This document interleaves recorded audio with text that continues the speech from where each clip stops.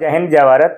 ਅੱਜ ਸਾਡੇ ਨਾਲ ਹਿਮਾਚਲ ਦੇ ਮਸ਼ਹੂਰ ਪੰਡਿਤ ਰੋਮੀ ਜੀ, ਜਿਨ੍ਹਾਂ ਦਾ ਦੇਸ਼ ਵਿਦੇਸ਼ 'ਚ ਪੂਰੇ ਹਿਮਾਚਲ 'ਚ ਪੂਰੇ ਭਾਰਤ 'ਚ ਬਹੁਤ ਨਾਮ ਹੈ। ਅੱਜ ਅਸੀਂ ਇਹਨਾਂ ਨਾਲ ਗੱਲਬਾਤ ਕਰਾਂਗੇ ਕਿ ਰਾਜਯੋਗ, ਜੋ ਕਿ ਹਰ ਬੰਦਾ ਜਾਣਨਾ ਚਾਹੁੰਦਾ ਹੈ ਕਿ ਮੈਂ ਬਿਜ਼ਨਸ ਕਰਾਂ ਜਾਂ ਮੈਂ ਨੌਕਰੀ ਕਰਾਂ, ਹੋਰ ਕਿਆ ਮੈਂ ਜੀਵਨ ਦੇ ਵਿੱਚ ਕਿਸ ਤਰ੍ਹਾਂ ਤਰੱਕੀ ਕਰ ਸਕਦਾ ਹਾਂ, ਉੱਤੇ ਕਿਹੜੇ ਕਿਹੜੇ ਗ੍ਰਹਿ ਇਸ ਚੀਜ਼ ਨੂੰ ਪ੍ਰਭਾਵਿਤ ਕਰਦੇ ਨੇ ਔਰ ਕਿਹੜੇ ਉਪਾਅ ਨੇ ਜਿਨ੍ਹਾਂ ਨਾਲ ਅਸੀਂ ਆਪਣੇ ਅਗਰ ਸਾਡੇ ਗ੍ਰਹਿ ਜਿਹੜੇ ਦੋਸ਼ ਹੈ ਉਹਨਾਂ ਨੂੰ ਦੂਰ ਕਰਕੇ ਅਸੀਂ ਅੱਛਾ ਬਿਜ਼ਨਸ ਜਾਂ ਅੱਛੀ ਨੌਕਰੀ ਕਰ ਸਕੀਏ। हाँ जी, गलबात करांगे पंडित जी नाल। हाँ जी। सबसे पहले तो मैं time of prime news India का मैं स्वागत करता हूं। तो सबसे पहले तो आपने पूछा कि कौन से ग्रह वो राजयोग, किन ग्रहों से राजयोग बनता है, नौकरी पेशा या व्यापार बनता है। तो इसके लिए सबसे पहले तो इसका ये देखना पड़ता है, इसके दो तीन चीजें जो मायने रखती हैं। सबसे पहले तो इसका रहता है कि जैसे हमारे चार वर्ण होते हैं। हाँ जी। एक वर्ण होता है जैसे ब्रह्म वर्ण होता है, दूसरा होता है क्षत्रिय वर्ण, तीसरा होता है वैश्य वर्ण और उसके बाद होता है शूद्र वर्ण। तो इनका भी अलग अलग महत्व होता है। ब्रह्म वर्ण का मतलब क्या होता है? ब्रह्म वर्ण का मतलब होता है जैसे राजयोग भी बन जाता है उसके ऊपर, और राजयोग बनता ब्रह्म वर्ण के ऊपर। और जैसे उसके बाद आता है क्षत्रिय वर्ण। क्षत्रिय वर्ण के लिए भी ज्यादातर नौकरी पेशा ही लाभदायक बनता है। वैश्य जैसे महाजन होते हैं, वैश्य भी वाणियां, तो उनके लिए व्यापार ही ज्यादातर सूट करता है। और शूद्र वर्ण के लिए भी नौकरी बनती है। ये वर्ण के आधार पर होगी, ये बात तो वर्ण के आधार पर होगी। ठीक है। जैसे हमारे कर्म बांटे हुए हैं, जैसे ब्राह्मण को दिया हुआ है पूजा पाठ के लिए दिया हुआ है, उसी तरह क्षत्रिय के लिए भी दिया हुआ कि आप न धर्म की रक्षा करनी है, न चारों वर्ण की रक्षा करनी है।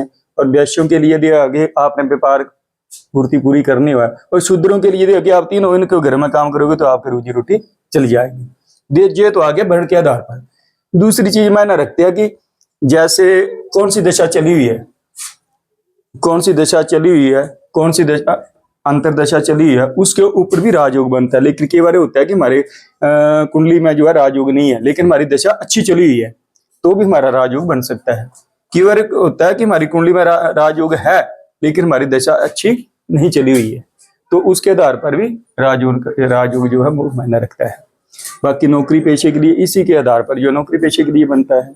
अगर बृहस्पति ऊंचे घर का हो तो भी राजयोग बनाया जाता है। जैसे बृहस्पति अपना शनि 10वें घर का हो तो राजयोग बनता है। त्रिशठ एकादशी बोलता है कि अगर नवग्रह 12 खानों का जो अगर रव जो नीचे होता है ना, अगर तीसरे और छठे भाव का रव हो तो वो उच्च घर का माना जाता है, और उसमें भी राजयोग के जो है ज्यादा चांसेस बन जाते हैं। बाकी पूजा पाठ के भी होते हैं, जैसे तपोराज होता है, पिछले जन्म में भी हमने कोई ऐसा तप किया होगा तपोराज, तो उससे तप करने से भी राज मिल जाता है। ठीक है। और जो केवल होता है तप करने से राज मिलता है, राज करने से हमें नरक मिलता है। उसके आधार पर पंडित जी कोई उपाय, जैसे कि कोई उपाय भी है कोई ऐसे जिससे आप करवाते हैं कि जो किसी के दोष हों तो उसको दूर हो जाते हैं, ऐसे उपाय बताइए कुछ। ऐसा होता है कि जो ग्रह तो जाते नहीं, उपाय करने से ग्रह नहीं जाते। अच्छा अच्छा। एक मिनट भी मैंने पहले भी आपको मैंने एक बार इसी चैनल के माध्यम से आपको बताया मैंने कि ज्यादा उपाय करेंगे तो हमारे ग्रह एक मिनट भी कम नहीं होंगे। लेकिन उसमें क्या होता है कि जो अपना प्रभाव करेंगे ग्रह वो प्रभाव नहीं करेंगे। ठीक है।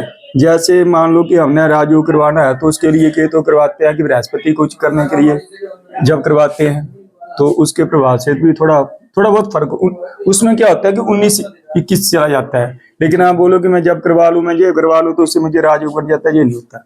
बहुत बहुत शुक्रिया। कि आप अगर कुंडली दिखाना चाहते हैं तो पंडित जी का नंबर हम जो है लाइव कर देंगे जो है वीडियो के साथ। इनका जो टाइम है, अगर आप निःशुल्क दिखाना चाहते हैं रात को 8 से 9 बजे।